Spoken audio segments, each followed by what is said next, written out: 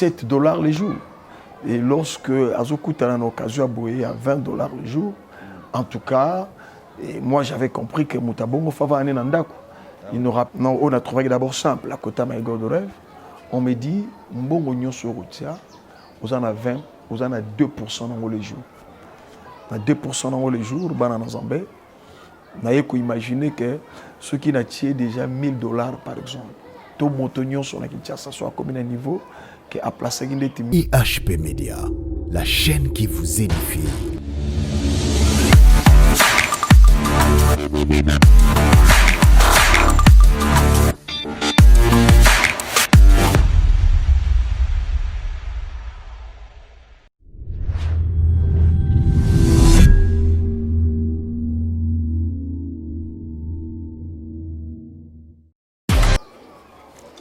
Voilà, bienvenue chers internautes et chers fidèles téléspectateurs dans votre émission prophétique pastorale.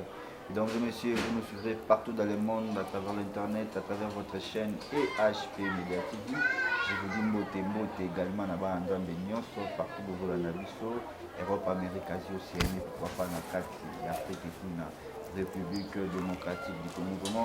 Comme d'habitude, pour cette émission, les gens ont plutôt dans la édifier, consoler, pourquoi pas tout dans la bénie, car la Bible déclare, là où 2 ou 3 sont réunis, en son nom il est là au milieu des voilà, pourquoi sur ce plateau, je suis avec un serviteur, je suis avec un pasteur, au nom de Frédéric Kalamba, Otéli, Adali, Moana, Ndako, Adali, un serviteur de l'éternel, Betobengaka, Dalingala, Aoumou, Nakolo, voilà, Boté Moussala. Boté, des journalistes. Voilà, Bazolandayo partout dans le monde, chrétienne, Avato, Banana prière, tous les cas de Sando, Alingam, Bazolanda Bisso, moi, salutations sur les autres. Ouais, salutations dans les internautes, mais beaucoup plus dans la suivant Kinga, la première partie. Et tout dans la partie précédente. Et voilà l'occasion de s'amener sous Tokutana. Voilà. Vous pouvez retrouver Ngabrisque et on va encore aller. Voilà, merci beaucoup. Ma première Sabiso, dans toute chose, tout ça, Seigneur, avant au début, la mise de l'homme pour venir pas naïf, pour débuter la prière, avant de Seigneur notre Dieu, une fois de plus, merci. Et cette belle occasion qui nous est offerte permet à ce que, oh grand Dieu, tu puisses atteindre bon nombre de tes enfants que tu voudrais sauver en ces jours. Je bénis cette émission, je bénis les enfants de Dieu, les journalistes qui sont venus me voir. Permets que cette occasion soit vitale, cruciale, et que le salut découle au travers de ces caméras, de cette caméra, et que quelqu'un du coin du monde où il se trouve le salut au nom de Jésus. Et je bénis les enfants de Dieu qui nous suivent à l'instant. Pour celui qui est malade, je dirais, Seigneur, tends ta main droite et guéris-les. Et celui qui a des problèmes, mais je ne sais pas moi de quel genre, nous te connaissons être la réponse. Jésus répond aux problèmes de tes enfants. Je profite de l'instant, notre Dieu, pour repousser l'ennemi bien loin des cœurs de ton peuple. Et que ce jour soit un jour de salut. Au nom du Seigneur. J'en supplie. Amen. Amen. Amen. Alors, votre attention, s'il vous plaît. En premier lieu, Sabiso, la considération de la réponse n'est plus que voilà pourquoi tu sais que la fin à travers cette émission, sur la qui est malade, qui va la guérir, pourquoi pas, dans notre quelque chose, parce qu'il va au nom sur la qui n'est pas une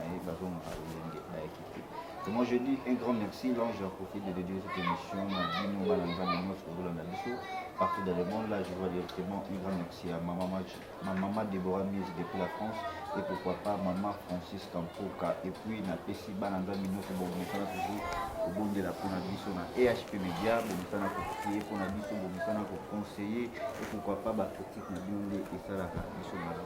Alors, Christian Zongi, il y a eu d'aller continuité, et la première partie, un message pour tout ça qui déjà a évité de rebelle ou la démission de la Sima, pour rattraper la partie de tout ce qui est à moi, Sima Mouké, pour la pousse à la qui est bandée, ou le bateau dans la mission de la Lisso, base, qui en continue directement tout côté dans la ligne. Merci, Ndeko journaliste. Eza Fardo Moné Neponanga. Et Ndengo Lobinanga, moi, récapitulation. Et n'a sentir besoin d'ango.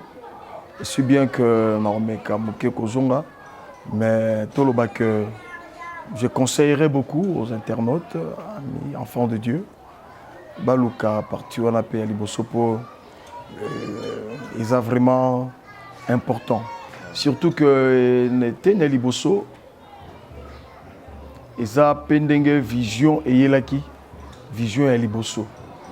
Ndenge Nzambe atalisaki par rapport à Maïga de rêve, qui soit signalé aux passants, en passant que Libota Nzambe,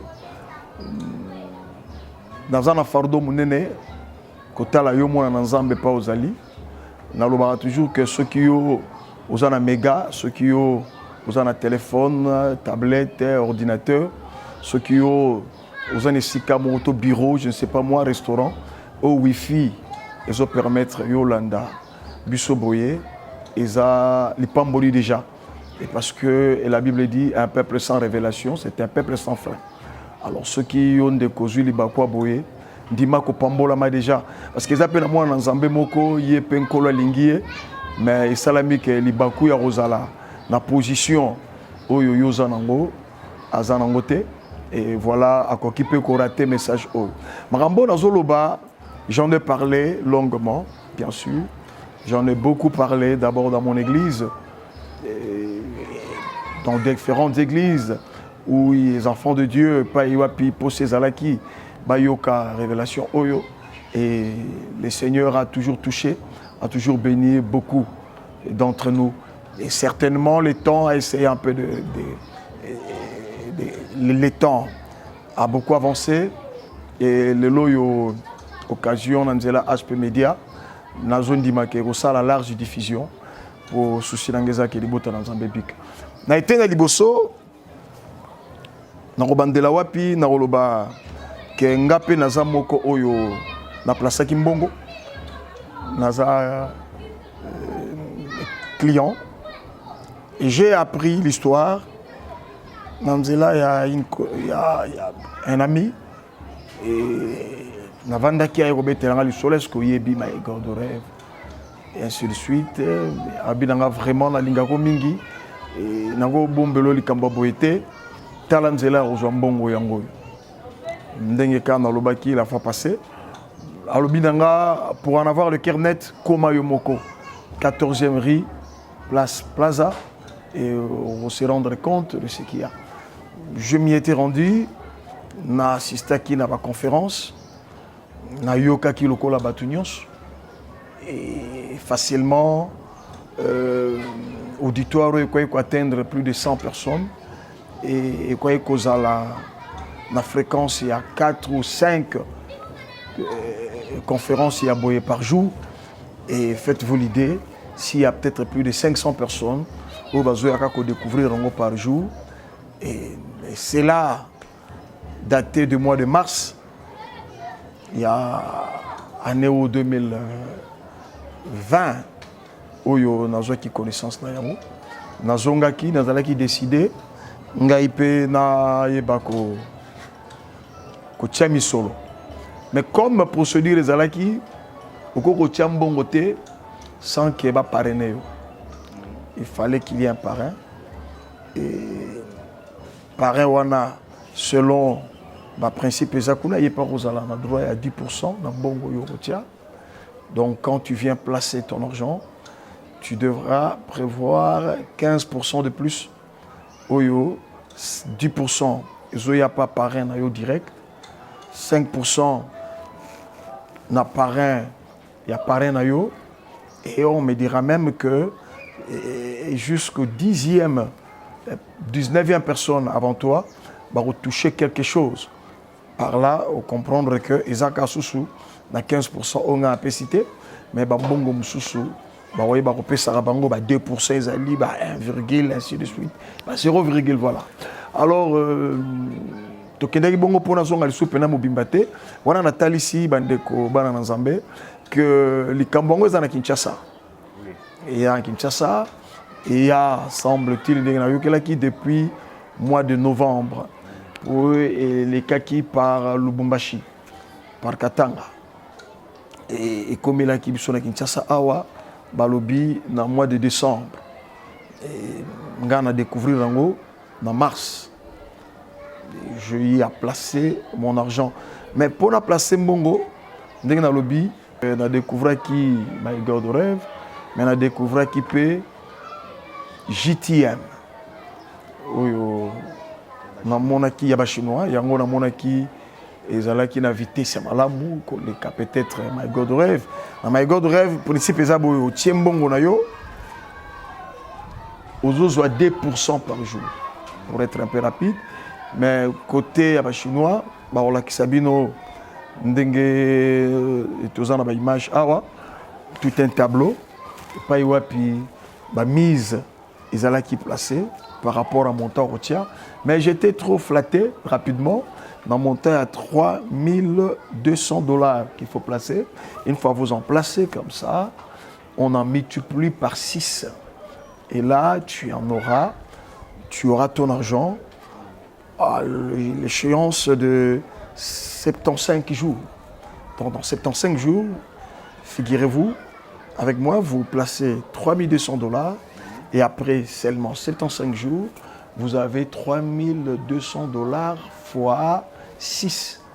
Calcul rapide, ça m'amène vers 19 000 quelque chose. Et c'était vraiment alléchant. Et Namikotisaki pour être un peu rapide. Mais 2 questions, on a posé qui Jean marketeur. Il y a My God Rêve. On a une question moko rapidement. Namoko après que m'expliquer l'avantage. On a même il simple. Non, on a trouvé d'abord simple à côté de My God Rêve. On me dit mbongo nyonso routier, vous en avez 20, vous en avez 2% dans les jours. Na 2% dans les jours, bana na Zambé. Na yeko imaginer que ceux qui n'attirent déjà $1000 par exemple. Tout montonnion sur la Kinshasa soit comme un niveau que à placer $1000, yé azar ozoa $20 par jour. Or, na ba salaire na biso, ba congolais, à Kinshasa, ba salaire il y a $20 le jour. Et ça, mingi penate. Ah oui. Et ça, na ba entreprise, ils sont bien positionnés pour coûter $20 le jour. Na vu le cas, il y a un enseignant qui a $7 le jour. Et lorsque Azokuta a une occasion à boyer à $20 le jour, en tout cas, et moi j'avais compris que Mutabongo Fava Nandako. Il n'aura plus intérêt à aller enseigner. Oyebi Moussala ko enseigner na ba stress nango na ba fatigue ba préparation ndenge zo kawana muta préféré azozo $20 na ye na bongo tiaki par jour ata la lipungi bongo na ye ezali do aroulia na sans problème. Na imaginer ki pem de ko oyo ma sœur na ebi très bien dans la pharmacie et ndenge ya comprendre que inutile ateka produit akenda somba à sur la pharmacie, le mieux à ABC, le personnel n'a pas boté que la ngaka bokangela ngambo. Na osomba le souté parce que alinga kangisa mbongo na ye, atia kanena na My Rêve, atia kanena TJTM. Kuna ils ont produire facilement au lait à risque au mon commerce n'engeza na ba risque non. Voilà. Bref, na ke rapide, na sauté ko kende ko loba que nga na tiaki na linga ina 3200 dans le bibo local là ezali kambo ya 15% mo bo likolo wana il faut 10% kende na parrain na yo 5% na oya zoya na sali boy lena kende na bongo na pesa ba mbongo na parrain nga bi non na tie mutu moko yanga ya liboso a sali première mise il y a $100 comme ça la deuxième mise il y a $250 na tie na $15, to 15% likolo, ça voudrait dire 10% et na mutonanga oya $100 liboso et puis 5% que na oyo aye mimakinga et comme on étape il y a troisième étape natia $3200 avec 15% dessus, ça m'a mené à 3600 quelque chose dollars. On a bongi ça qui n'a pas. Alors, je me rappelle, c'est fait une nuit de mardi pour me réveiller le mercredi vers la fin du mois de mars. Dessus Koyo, na le sambo na ya 4h ou 4h30 dans le monde de l'ensemble. Des pays, Seigneur la meminga en extase. je vois dans une vision que ce que j'ai vu, Namoni Ndeko Oyo. Na proposé qui ton moninga nanga collègue pasteur Edouard que je citais. Yé sengela qui na sungaye ngaku na lobaki na ya to tchembongo te na ochela yo. Mais na bisaki na bi pour na encourager yaka yo peta na $100 yaka na mbongo za nango to banda. Et affaire ndenge zalinga pe na découvrir nango, c'est vraiment payant et on ne peut que le dire na baninga oyo omisa na bango. Voilà. Ndé na Jacques Vision que tout ça ce qu'on a moninga wana tu y ba visite na biso. On dirait visite vraiment biblique, évangélique, parce que soyez une Bible était visite de courtoisie, tu es la famille Moko vers Tonde, la Bandale, tous en ont loin qui Mbondo, et tout total qui bango, tous au bima, bande koyo, on s'en quelque part, na loba qui moi mingi là-dessus. Mais na talisa qui que tant autour au bima wana, pendant qu'on sortait. L'une des sœurs, on va contenir sa compagnie. Mais au sali ndenge au quoi qu'on sala terre pour les sengona biso, il fallait qu'on y ata. Il fallait qu'on y ata goudron oyo. Goudron mo ya moto za ki wana. Et sengela ki na nyatango semble-t-il pour la plaisir na bango. Ami abinanga un salon karaba sepela kasi nyatela bango goudron. Il y a qui goudron, na talon à droite, je me rappelle. Et goudron est là qui a moto makasi. Ici qui c'est qui nga lokolo, je m'étais blessé même au point que dans combien de boîtier, dans ça qui semblait comme si rien n'était. Voilà, tu traverses qui mbondo nga nazo boîtier. Na mimona qui na makolo et pour le colo on a nyata qui na okai kola ta susu et ça pas tongo to ketchongo malamte. Les gens qui ont été pantoufles, niaou, autrefois on appelait niaou à Kinshasa. Dès qu'on s'est découvert qu'il y a un niaou dans ma colo. Curieusement, on a un côté. Mais on a un attaque niaou, côté mon na kitisi en opo, on a qui koboati. Toujours qu'il y a des qui mondo to katsananga boyare ya ipen, ba taxi ipen kuna semble-t-il na tika voiture nangai. Toujours na moninga, to récupérer voiture, ngana okita bon marché. Il na vandaka bon ndeko na otikaye na yolo vers Mariano ya okitana de to comme voilà voiture na ngezate ah qu'est-ce que je découvre et bimi que voiture monsieur zala qui on a taxi mo zala qui on a marque Rome il y a jaune en tout cas un truc de fortune là ma quand ça le ah non na tika voiture na un peu loin koto yo to ya kina oyo pour embouteillage donc ceux qui na su on a poussé na déposer on a récupéré voiture vers rond-point Mollard Ndeto Kiti. Alors, déjà, tu as une voiture, table changée. Tu as mis wapi nazo mata bolikan. Tu as mis nazo mata, ils ont milliers moko très bavuré. En tout cas, ils ont accès à la route et bolikango. Tu vas bien comprendre. Il faut traverser la rivière Makelele. Il faut traverser la rivière Makelele pour rejoindre. 24 novembre par exemple, alors moi maintenant je venais du côté de Mata.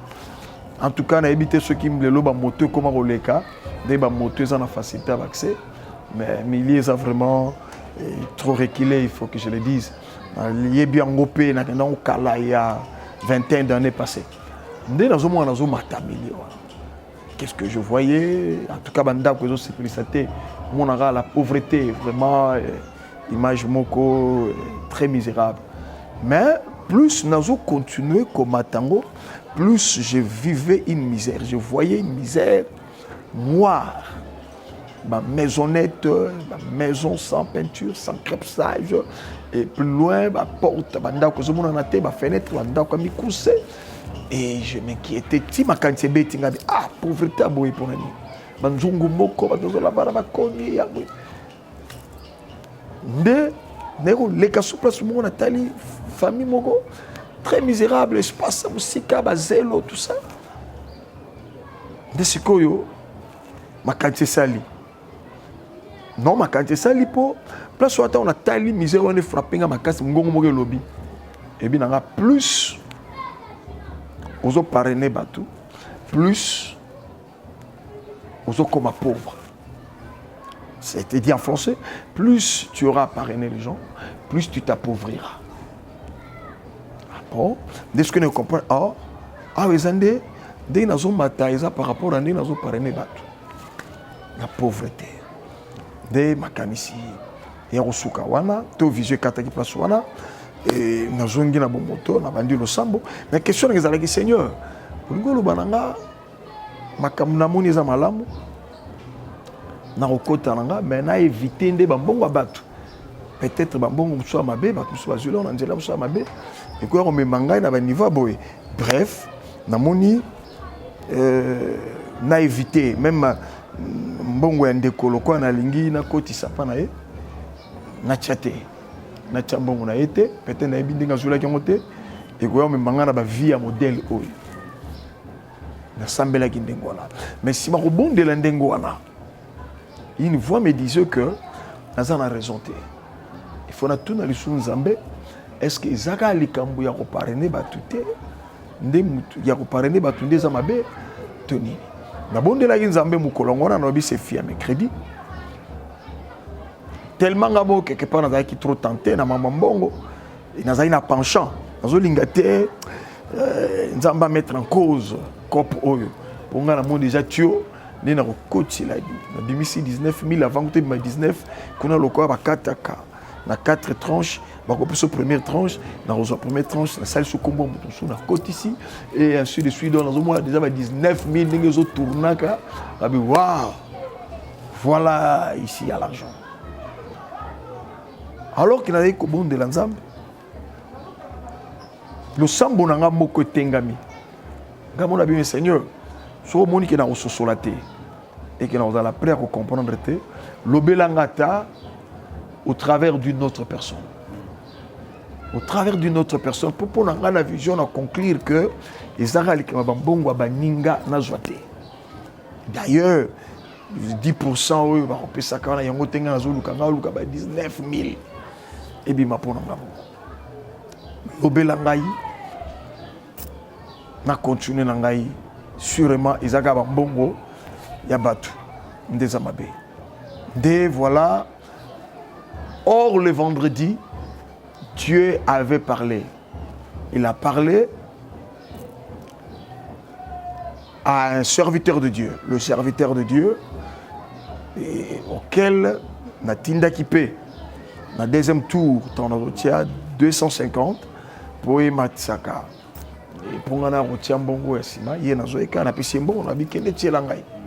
Il était arrivé aussi sur le lieu.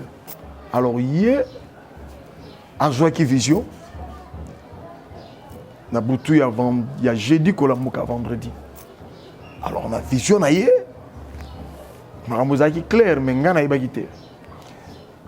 Je quoi prendre le samedi.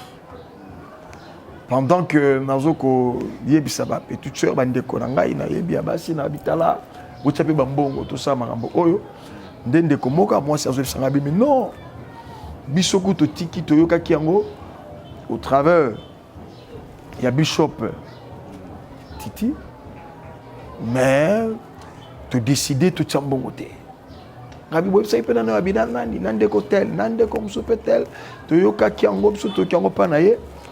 En tout cas, te décider que tu retiens bon côté kuna. Menga menga ina laxie marambona ya sabino botchatende abino azana vision moko très clair. Ya azana vision. Mais ayebi singango te ono ayebi siote to ebite mais yenda ayebi so vision o ya salaki par rapport el kambomo yo la kisaki et akebi sikutu biso lobi tout chatter. Alors on a commencé à obliger na lukandeko. Na lukandeko na tout na yo moni nini. Vision wa ndenge nini po opekisa bande comme ça ba profiter te ba na nzambe mso ba profiter te na makambo boye. Nde nazokutana na musai na nzambe. Na bengisi ya ina ndako.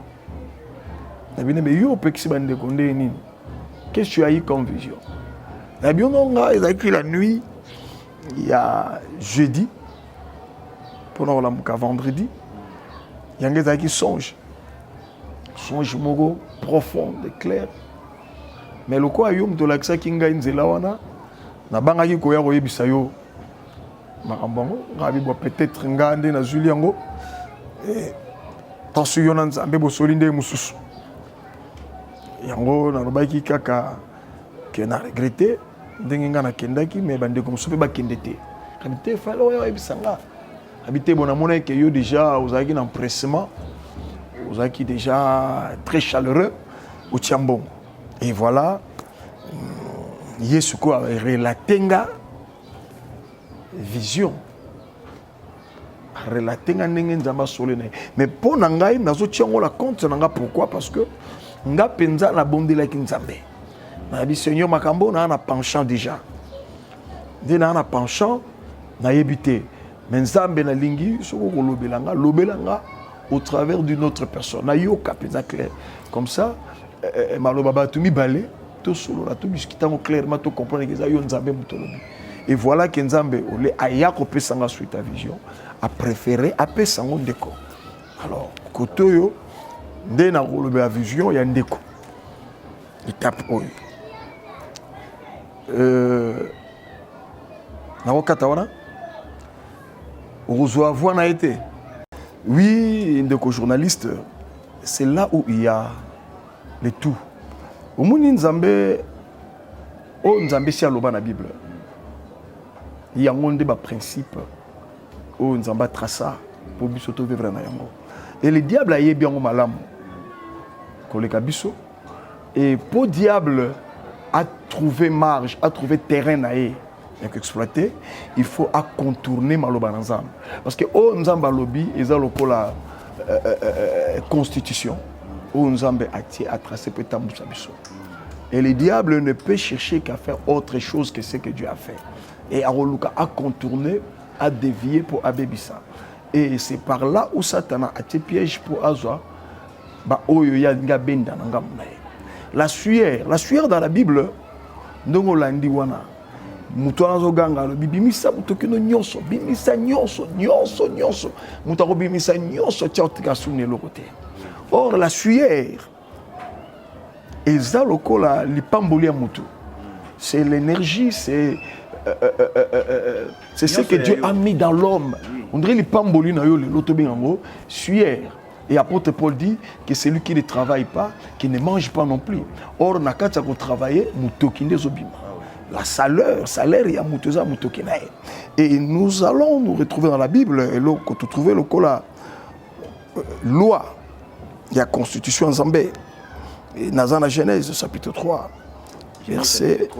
verset 17 à 19. Voilà. Il dit donc Dieu dit à l'homme, puisque tu as écouté la voix de ta femme et que tu as mangé de l'arbre au sujet duquel je t'avais donné cet ordre, tu n'en mangeras point, le sol sera maudit à cause de toi. C'est ta force de peine que tu en tireras ta nourriture tous les jours de ta vie. Il te produira des épines et des ronces, et tu mangeras de l'herbe du champ. C'est à la sueur de ton front, de ton visage, que tu mangeras du pain, jusqu'à ce que tu retournes dans la terre d'où tu as été pris, car tu es poussière et tu retourneras dans la poussière. Je répète la phrase qui est captivante ici. C'est à la sueur de ton visage que tu mangeras du pain. Le pain est lié à la sueur et à visage. Et la vision, il y a Bishop, il s'agissait de la sueur. Donc, fulo ya monaki kuna, bangonde ba hauteur, il y a quantité, il y a sueur ya monaki na tomo. Alors ba bimisi ndenge maloba ya moto yo zoloba na bango, vide tout, fait sortir tout. Tout wana ça voudrait dire que yo sikoyo obimisi oyo oza nango na kati, o nzamba tchaka pour yo kozwa. Laisse-moi dire clairement pour la bandeko oyo ba na difficulté à comprendre sikoyo. Comprenons par là que tango toyera na mokili, nzamba tchaka na terme moko simple toloba quantité à suyer moko. quantité sueur est équivalent na oyo tokozala nango durant notre vie jusqu'à ce que tozonga poussière. Oyo tokozwa durant notre vie toza nango et na terme simple na lobi eza lokola réserve quantité à sueur o nzamba tiela mutu na mutu. Et par là on peut distinguer un homme d'une autre par rapport à quantité à sueur. Alors ça aussi je comprends que Satan ne fait rien de nouveau sur la terre. Satan ne fait rien de nouveau sur la terre. Tout a été créé par Dieu. Et lorsque nous rentrons dans le livre de Matthieu au chapitre 4, Satan joyeux bisa Jésus-Christ alobi, prosterne-toi devant moi et je te donnerai toute la richesse de ce monde. Il le répète, il dit, car tout m'a été donné et je le donnerai à qui je veux. Mais quand il dit tout m'a été donné, c'est pour comprendre qu'il y a un locoté. Autrefois, nous, on pensait que Satan a un loco. Non, il faut reconnaître que Aza ko usurper, bien sûr, là il y a une usurpation, mais dis-moi, dans cette usurpation, il faut reconnaître que l'auteur de Babylone est ensemble. Mais laisse-moi dire aussi que, enfant de Dieu, moi j'ai eu la grâce du Seigneur de visiter la région infernale. Et pour la première fois, dans la région infernale, où je visitais des démons oyo dans le Bélabana Nazambé,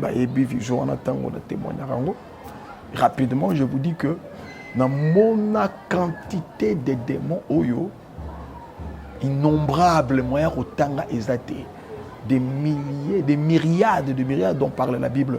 Mais le jour-là, dans la vision, l'ange qui m'accompagnait m'a expliqué.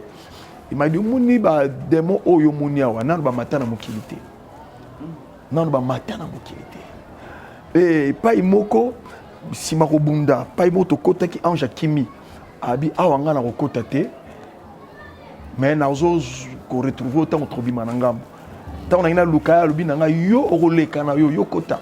Et c'est vrai, ngai ba takakinga na Bunda, titi, Paimoko Mirai, wana na loba multitude fourmilière, wana, et les kaki, naki ko se retrouver na Katia Zamba. Et pas il va démon Msoubazaki, mais wana ba Bunda te. Je n'avais pas compris. On a détaillé ma vision awate. Mais tant on a poussé ni musika en jouant à région de Renga. Ce qu'on a bandit kotu naie ba maram na moni. Et comment il s'est fait que na moni ba démon mususukuna na terre wana na monde wana musubaza en salopette combinaison en bretelle couleur bleue musukuna moni na établi bazo sala musala net ba menuisier et musus ba ki mangate il n'avait rien à voir avec moi. Et na moni place mo ba mbongo na moni ba bilo rolia ange ndé azo expliquer nga abi ba demo oyo kutemi mususu no moni wana baza ba demo artiste bango ba bundarate ya ono moni ba moni yozoya etungisi bango te batali yo kaka ngami musuku tu ateka lipeka ka bo elekisinga na pembeni tuta ina abi bango ba bundarate bango baza wana ba produisera ba biloko. L'ange m'a dit, Abi Babilamba Msubo Mona, Babilo Msubo Mona Edmana Moki, Basardi, Bambongo, Ndengo Monaki Bambongo, la population Mona Monaki, tout un tas, montagne, Babillet, Abi Bango Basala, Mona Mondo. Basala Rango, Bongo Bazo Tindango, Namoki Nabini. Par là, Nabendi parti en a vision pour dire que il y a des fausses monnaies. Les gens Bambongo, il y a faux. Oyo et Salami na monde, moi j'ai eu la grâce de visiter cette région infernale. Donc ceux qui n'ont pas rapproché yango, que ça la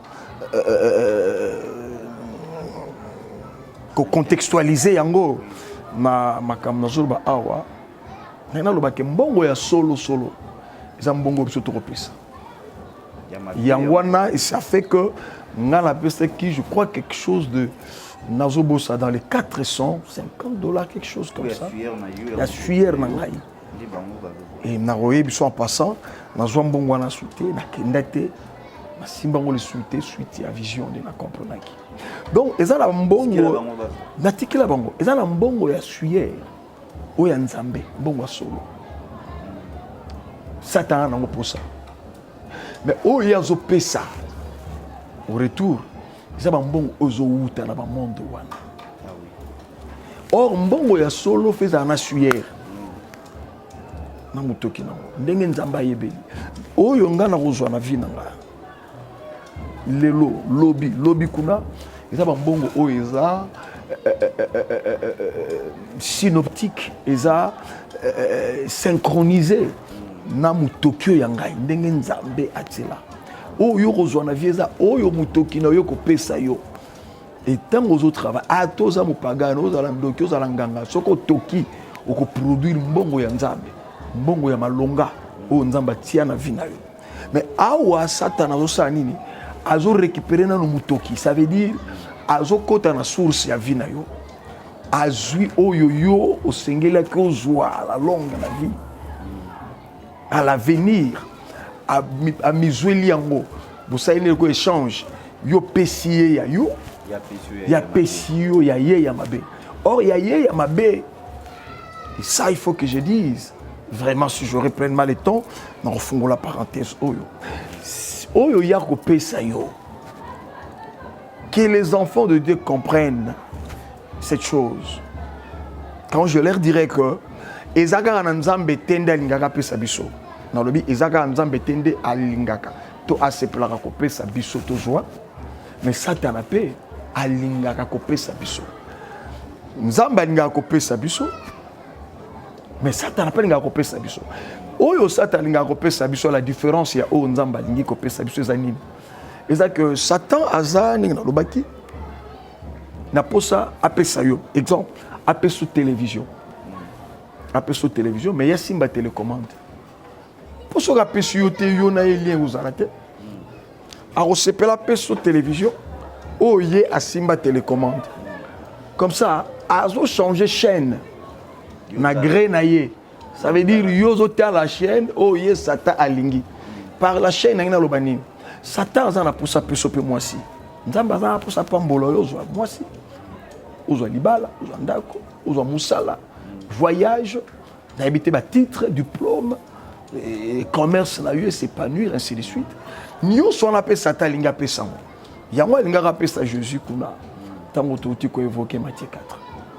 Alingi apesa ngo soka apesi yo zu yango na maboko ye asimbi télécommande.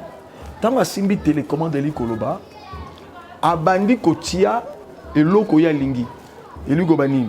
Soka alinga traumatiser yo. Alinga zangi so kimia, azangi so esengo, apeso ba stress, a même na suicide.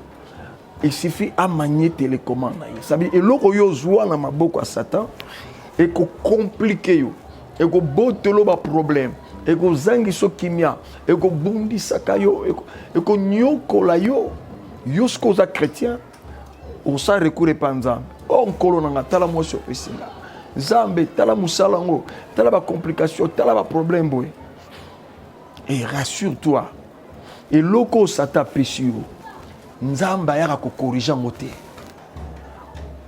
Nzambe aoya ko corriger ngote. Ce qui bandi ko nyokola yo, Dieu ne serait là que pour t'assister. Ça veut dire te regarder, t'observer. Parce que l'eau, ce que le diable donne, ce n'est pas du réel. Ce n'est même pas du vrai. Ce n'est pas la vérité. Et ça, le coup là, tout ça, n'a pas image virtuelle. Tout ça, il y a dessin animé. Yo salamatanga pour X or à Koufi. Au salamatanga, je ne sais pas moi, pour Tomé Géry, et ainsi de suite. Ah, il fallait que Toyo Pena Géry, Abika, Betom, tout ça. A to bondelin Zambé, n'a metala. Dans ma moine virtuelle, les autres dépendent de monteur, et plutôt d'un metteur en scène, n'habite ceux qui sont réalisateur, n'a moto à Sali en Yemoko, Abiki sa Tomé Géry, Asunga. Et plutôt Géry 8 hommes, Asunga, n'habite XOR, Asala Oya Lingipo, et ça moutouté, et ça réalité, et ça virtuel. Dieu va intervenir dans l'histoire virtuelle. Ça va au côté là, il y a au bout de la XOR. Non, ça n'a pas de sens. Alors, le loco Satan tient dans ma bouche, à te tengami, à te bouki, à te zokisio, à te nyokolio, nzamba zo talango. Alors, il y a corriger yango tepo, et ça y a yete, et ça y a oya sali yango. c'est le diable. Aujourd'hui, le diable veut aussi nous donner de l'argent. Pour comment mettre na biso. Après ça biso mbongo ya simbela ngo télécommande. Mbongo wana passe ko memela biso. Ko nyokolo yango ko nyokola biso. Toko futa passion wana nzamba ko mona ndenge ya ko corriger, ça veut dire qu'on remettre en haut sur le bon chemin tepo. En vérité, hein, Eza et l'oroté. C'est du vide, c'est du néant. Satan a un son bon, mais en réalité, c'est du néant. Ce n'est même pas l'argent. Vraiment, Eza lié na mutokina. Et ce que nous avons dit, c'est Seigneur, tala musala na koti, tala makamozo memelanga, zamaro lo bano zela, et c'est là où il va toucher, et c'est ce qu'il peut faire pour amener ma kimia. Mais oh, Satan a simbisio, zamaro kotate. Voilà, merci beaucoup. La Bible dit, vous connaîtrez la vérité et la vérité vous affranchira. Et la vérité vous affranchira. Voilà, alors, on a deux visions, il y a yo, il y a ça les synthèse par rapport à temps au communango. Merci. Nabanzi ngonga eza pasi mais tikana suki samuketa on azolo bela tona éclairé. Malamu bande ko bana na Nzambe tant on azolo bela mutoki la sueur. Awa chema Satan izaboy. Attirer, à épuiser réserve et à suer nayo pour yo lobby aux assous de l'oroté. Voilà pourquoi la première vision plus nazomata, plus pauvreté et zaboyaka. Et li kolobapé que à la longue, si maya reçoit au Satan pesi, mutaro sepela, mutaro jouir nango na temps moko boy bref. Et après aba no comprendre te maramu nyonso azo sala. Ezo simbate, ezo futaete, ezo récompensete, nzo kande asilisaki lobi naye hier.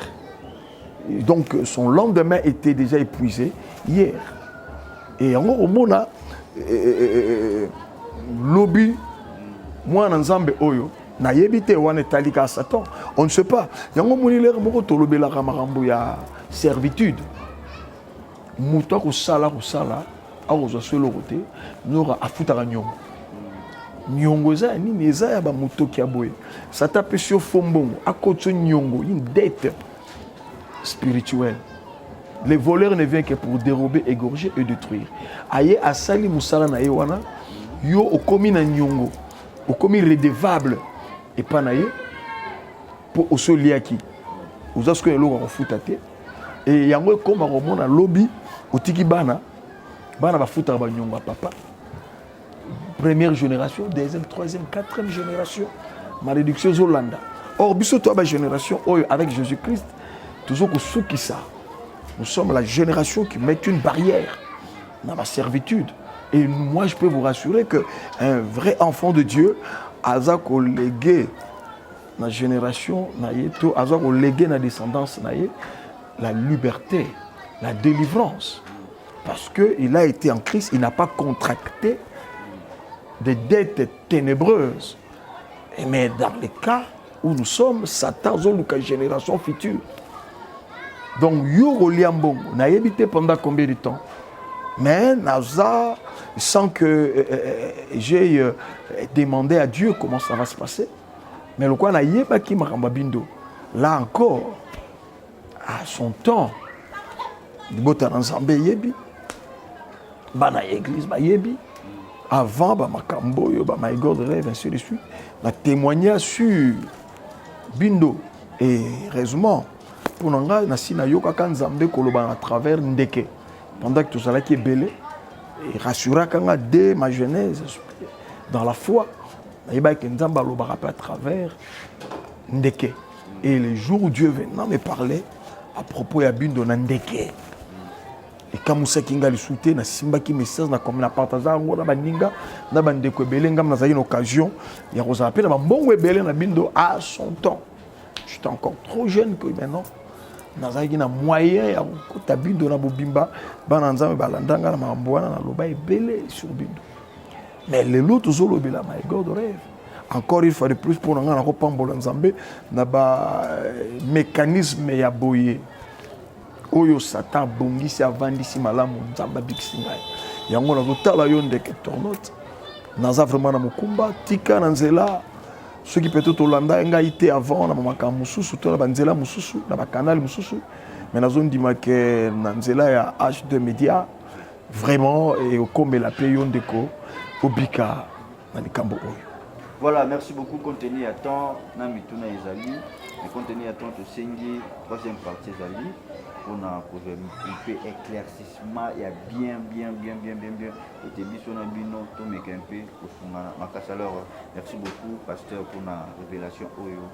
Vraiment, par rapport à temps, vraiment ça fait peur, lui sur la chrétienne, pour bien trop, révélation, pasteur, après si, tous les musiques, comme il y a un côté au pétala, parce que comme moi trop ba clic en moi peut faire comme wa ba plateforme au défi ça rabat ba oyo au chembo na yo ba multiplier moi comme moi trop za na ndeko mususu ser ange ya ba mo do sala na Suisse c'est-à-dire za na banque moko izo sala ma to yo kotisi $100 ba multiplier x 10 après un mois que retiré donc vraiment tout c'est une troisième partie bozela avec patience vraiment éclair.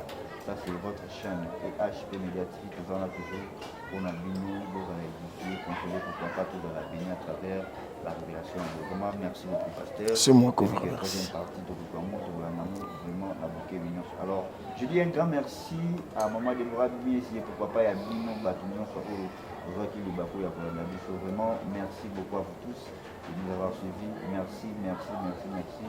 Je dis merci à Montréal, le caméraman intelligent, on entend Mwamba, le savoir et la confiance de mieux faire. Moi, ça dit que bon, on a dit sur lui, on a fait une autre, maman GH, papa Eric Aman. Alors, pasteur, faut tout le monde vote avec sa balle dans mes amis. Et puis, votre numéro de téléphone pour la bande de cours, na posa ba yo kango ye moko usola na ye. Je ne sais pas si vous en attendez, pour la balle dans mes amis. Ndengo Yomoko Lobi, étant prédicateur, étant père de l'église,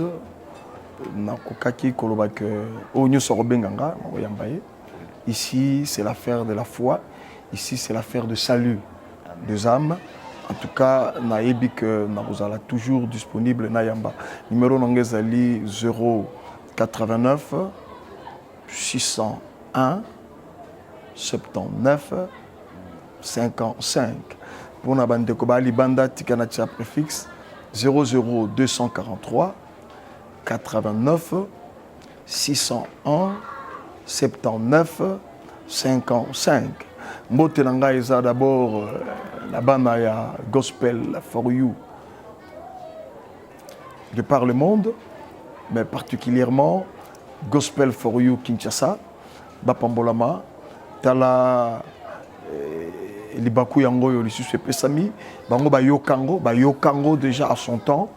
Yango libota na Nzambe et pas yoyo biso to leki to édifier bana na Nzambe ya batie makolote na makambo oyo tikana profiter ko yebisa pe mwana Nzambe oyo yesa kotisa ki makolo to sa kotisa ki misolo peut-être oyo na récupérer te na biso ko simbate tikandi ma perte mbongo ane ke lindengwana mais pona ba oyo si ba nyataki si ba jouaki si ba salelaki na lobi que natina na yango.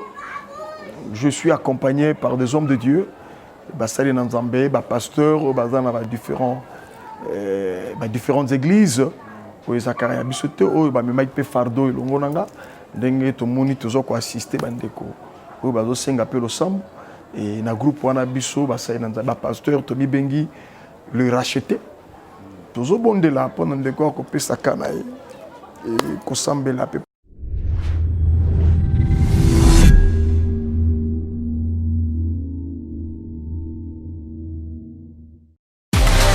IHP Media, la chaîne qui vous édifie.